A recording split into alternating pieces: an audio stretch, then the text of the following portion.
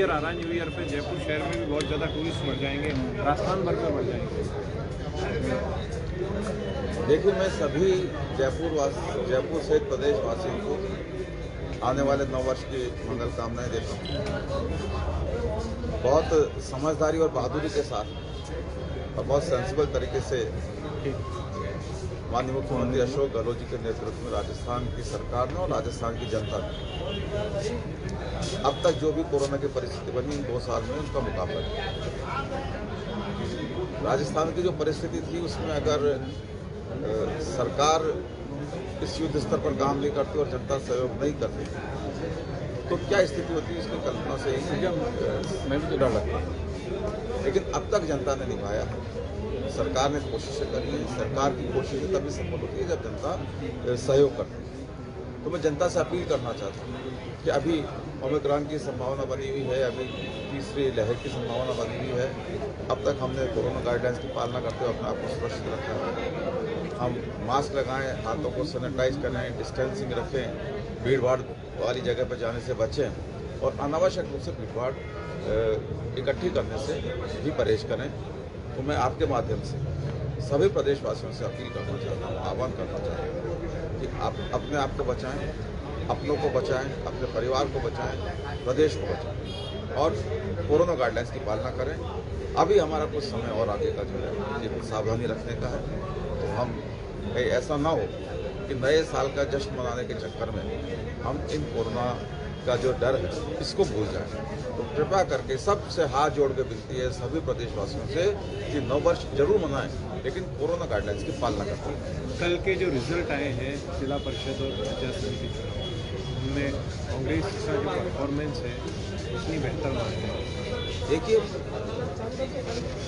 राजस्थान में मैंने अभी कल भी भीलवाड़ा में कहा था कि जो जनता संदेश दे रही है उस संदेश को भारतीय जनता पार्टी को पहचानना चाहिए।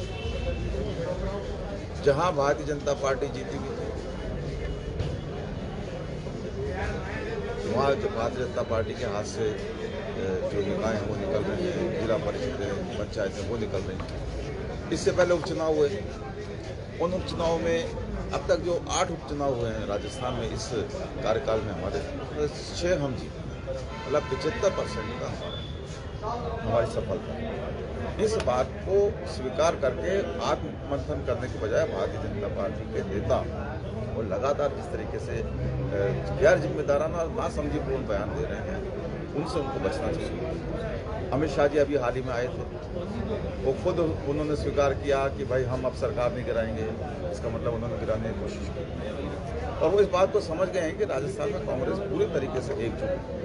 राजस्थान में कांग्रेस को हिला पाना संभव नहीं है, इसलिए वो 2023 के चुनाव की बात करते हैं। मैं उनसे कहना चाहता हूँ 2023 के चुनाव का संदेश तो जनता दे चुकी है, दोनों उपचुनाव के माध्यम से और अभी जो हाल ही में जो हमारे चुनाव के परिणाम आए हैं कल, उनके माध्यम से।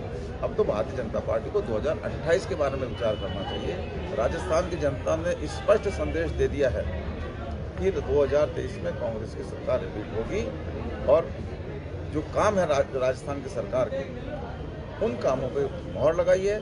प्रदेश में जो कांग्रेस है उनकी एकजुटता पर मोहर लगाई है और भारतीय जनता पार्टी को इस बारे में निश्चित रूप से विचार करना चाहिए। मतलब तोड़फोड़ से हट चुकी है बीजेपी, अब तोड़फोड़ की कोई सोच नहीं रख रही है आपके विचार में कि अब 5 साल आराम से सेफ सरकार चलेगी?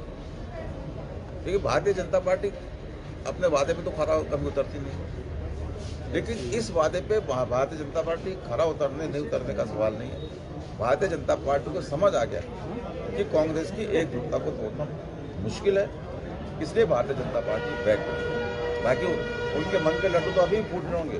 अमित शाह जी का बस चले तो आज ही कुछ कर देंगे, वहाँ बैठे बैठे सरकार को बर्खास्त कर देंगे। उनका बस नहीं चल रहा।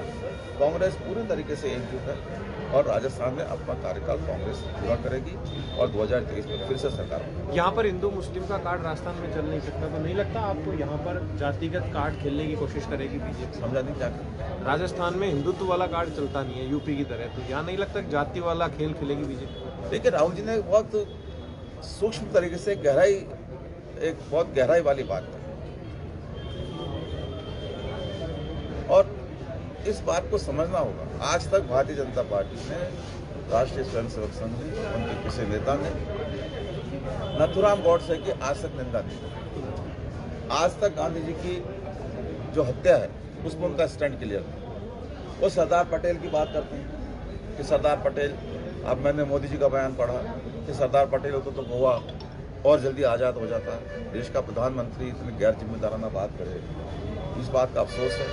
लेकिन अगर सरदार पटेल होते कुछ साल, सरदार पटेल ने राष्ट्रीय स्वयंसेवक संघ पर बैन लगाने का आदेश निकाला था, तो क्या बात कहना चाहते हैं मोदी? देश के प्रधानमंत्री को उनको बहुत जिम्मेदारी के साथ में और सबको साथ लेकर चलने वाली बात करनी चाहिए। देश में किसी भी तरीके की जो देश की एकता है और अखंडता है, इसको विखंडित करने के जैसे बयान और अनावश्यक और गैर नासमझपूर्ण बयान से सभी को बचना चाहिए। मैं देश के प्रधानमंत्री जी से विनती करता हूँ कि कृपया करके वो महंगाई पर बोलें, वो नोटबंदी जो उन्होंने की उसके लाभ बताएं जनता को, और भी कोई बातें हैं जो देश की समस्याएं उनके बारे में बोलें। इधर उधर की बात करके जनता को भ्रमित करने की कोशिश करें। प्रशिक्षण शिविर सर होना है आप लोगों का, प्रदेश कांग्रेस का सर एक किताब ये इन दिनों जो शादी के दौरान घोड़ी से उतारने की घटना बहुत तेजी से बन रही है। इस समय आज़ाद भारत में तस्वीर को देखने को मिल रही है। आप पता लगातार ऐसे ST की शादी लगातार ऐसे बातों पे कार्रवाई कांग्रेस की सरकारें करती हैं, सख्त कार्रवाई करती हैं। इस तरह की कार्रवाइयों में जो पीड़ित लोगों को पूरी सुरक्षा मुहैया कराई जा रही है। आगे भी भगवान ना करे इस तरह की कोई बात हो, लेकिन किसी भी प्रकार के अन्याय अत्याचार के खिलाफ कांग्रेस है। और किसी अन्याय अत्याचार को, चाहे वो दलितों के खिलाफ हो, चाहे महिलाओं के हो, चाहे अत्याचारियों के हो, किसी के भी खिलाफ हो, कांग्रेस सरकार ऐसे अत्याचार और अन्याय को बर्दाश्त नहीं करेगी। सख्त कार्रवाई कर रहे हैं और आगे भी करेंगे। कल एक आदिवासी सम्मेलन हुआ था सर, उसमें एक किताब बांटी गई है सब लोगों को। उसमें लिखा गया है कि ब्राह्मण जो है वो यूरेशिया से आए हैं, क्रांता हैं और बौद्धों की हत्या उन लोगों बहुत ने बड़ा की। देश है, बहुत भांति भांति की बातें होती रहती हैं।